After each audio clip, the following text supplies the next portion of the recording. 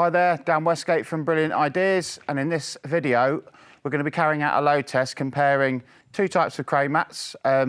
This one directly next to me is the UHMWPE, which stands for Ultra High Molecular Weight Polyethylene, essentially a plastic system. And this particular module is 1.8 by 0.6 metres wide and it's 50 mil deep overall. But in this particular test we've actually doubled them up, so it's 100 mil overall.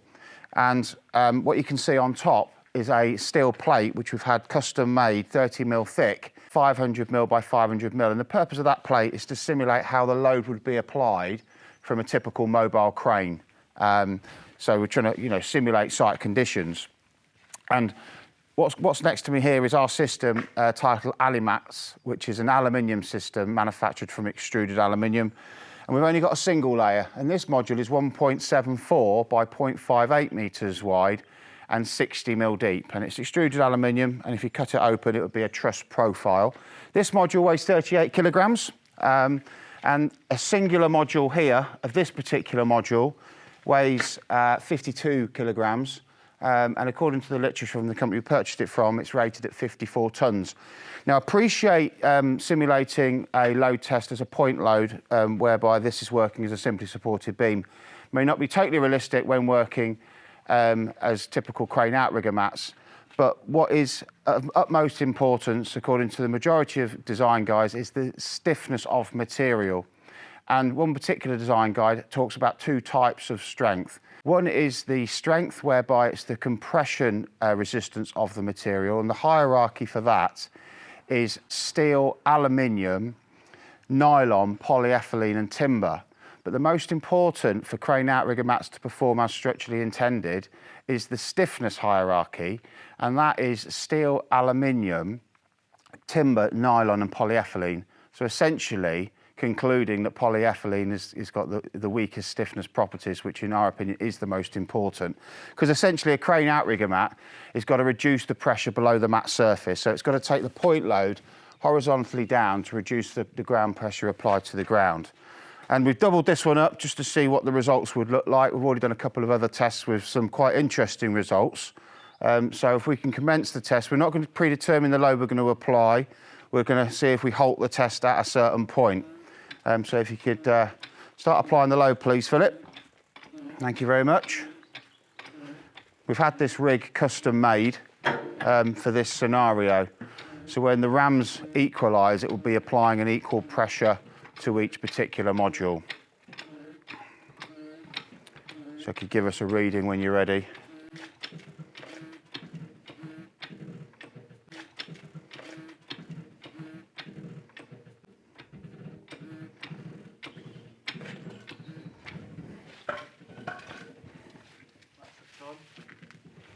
Okay, so they've equalised now, so we've got just over a tonne on these.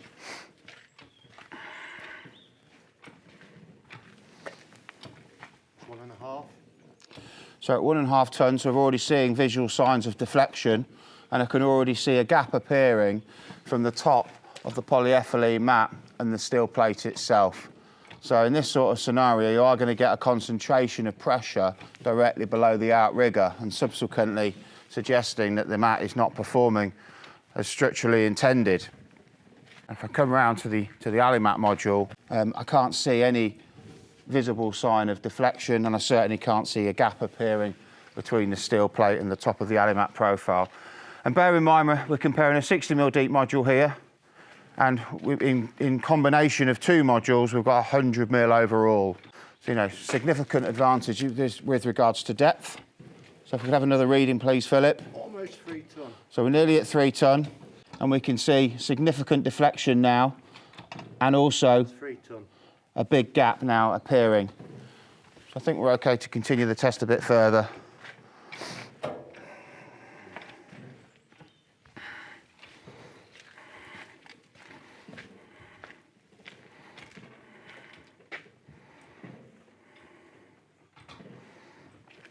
Still no visible sign of significant deflection, and certainly no gap appearing between the steel plate. And the steel plate was manufactured at 30 mil thick to ensure it was rigid enough. It was applying an equal load below that 500 mil square plate, which is again simulating the footprint of a typical mobile crane outrigger. 3.5. 3.5. Okay, I think we've seen enough deflection there to conclude that there is a severe lack of stiffness with this polyethylene system, and we can see a significant gap. So what we're going to do now is just take a quick break while we take some readings to see what the post-test deflection reading is, and then we can then subsequently record it.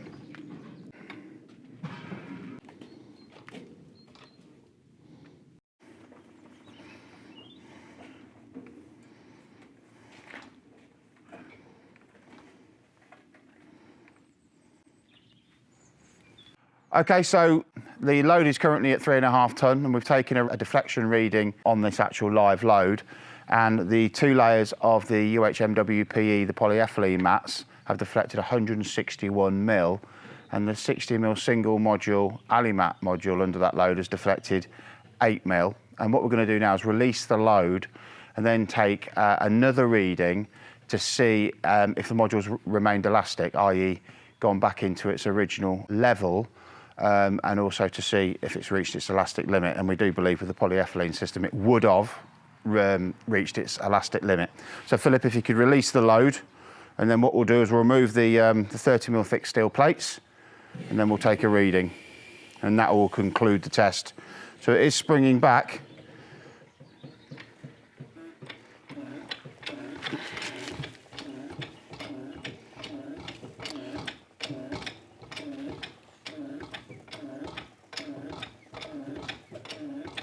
Okay, we're clear. So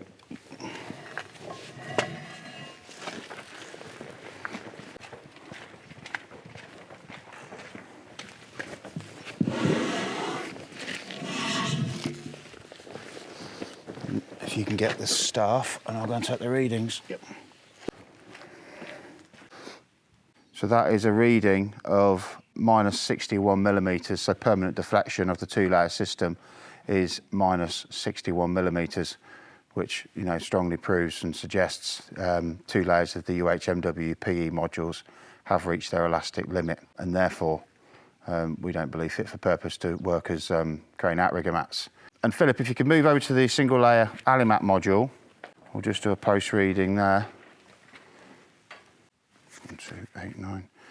So that reading's 1289, which exactly matches the pre-test reading, so therefore it's returned to exactly its pre-test level, and therefore it's remained elastic throughout the test, which does actually back up what we would expect with regards to other theoretical analysis that we've done and also finite element analysis that we've carried out. But again, just to reiterate, we're looking at a single layer ALIMAT module, 60 mil deep overall, versus 100 mil 2-layer of UHMWPE modules, which have definitely reached their elastic limit.